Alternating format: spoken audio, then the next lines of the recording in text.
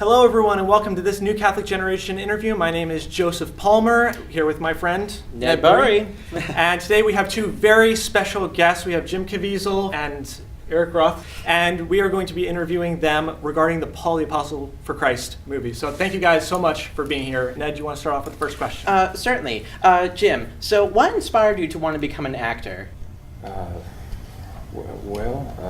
guess I wasn't going to play in the NBA. I played for quite a long time, and I had about 5 years of an idea that I probably should do it, and I busted my foot up in college, and I started taking some acting classes, and it just came very natural. And I got to work with some really brilliant people that really saw that I had something there, and then got accepted to Juilliard, and just kind of kept going in that direction, and took me 10 years, But then I got the movie The Thin Red Line, and then the rest is history. That's awesome. So in theological circles, it's well known that Luke and Paul are very good friends with each other, but we don't really get a lot of depth into what that relationship is like. Can you say briefly how this movie is going to specific characteristics about what makes their relationship unique? I love their relationship. There's a real, the wise sage mentor kind of going on, but also in a lot of ways like the big brother, younger brother, and just a tremendous, Luke has just this tremendous love and respect for Paul, and Paul has the same thing, vice versa, has just this respect for who Luke is and where he's come from and the culture he's come out of, and I think people are going to see in this film something really unique, and putting flesh to those saints from that we've listened to their readings and writings for years, for our whole lives, and to see them come out in James and Jim playing Luke and Paul is just something absolutely profound. All right, thank you. Awesome. When you get a role like this, what do you usually do to prepare for the role? And when you are on set, what is your inner monologue to get into character? I don't have an inner monologue. I mean, I just work my lines and run them. I go to Mass a lot, That certainly helps. And that always helps. And my inner monologue, I guess, would probably be the Rosary. Prayer. There you Hey, go. that's probably Nothing the best inner monologue ever. There you go. Gets you in the zone. Exactly. And I ask my friends in heaven to help, especially St. Genesius. He's a patron saint of actors. Yeah.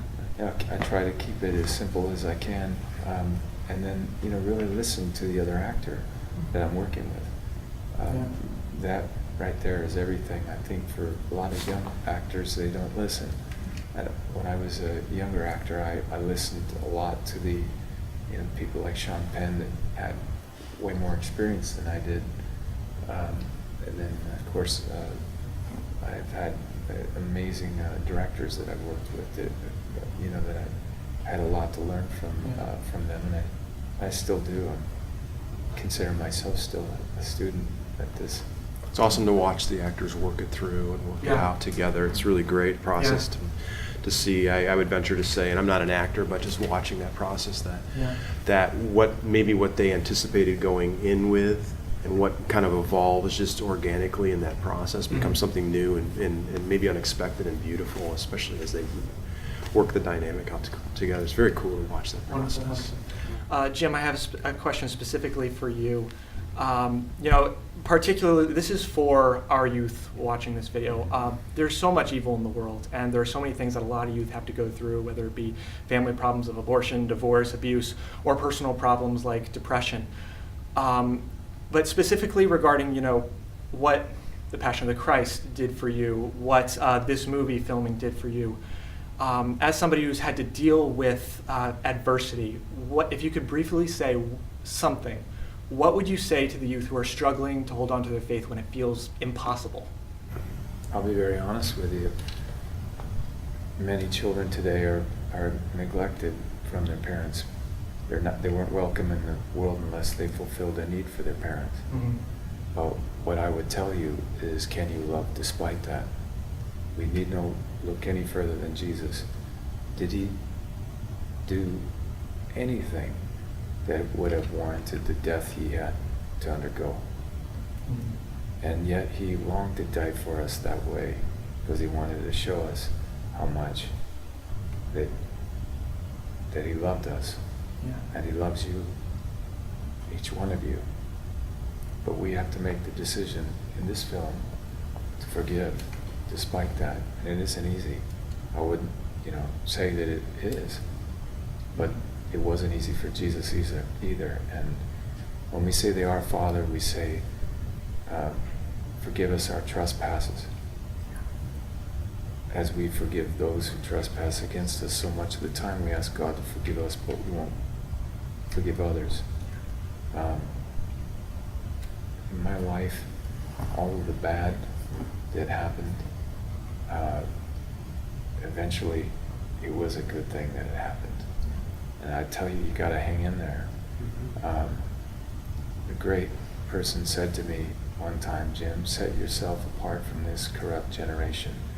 Be a saint, that you weren't made to fit in, that you were born to stand out. Keep praying, because one day you are going to stand out. Wow, thank you so much. So just before I got into here, my fiance asked me if I could ask this question. And what's your favorite color? I think it's blue. Blue, really? Okay. But, yeah, it's blue. Nice. Hey, that's a great color. There you go. Blue for Mary. There you go. That's right. Well, I wore the right There thing you today go. then. His least favorite color is red and black. Oh. I'm so sorry. Red's my favorite color.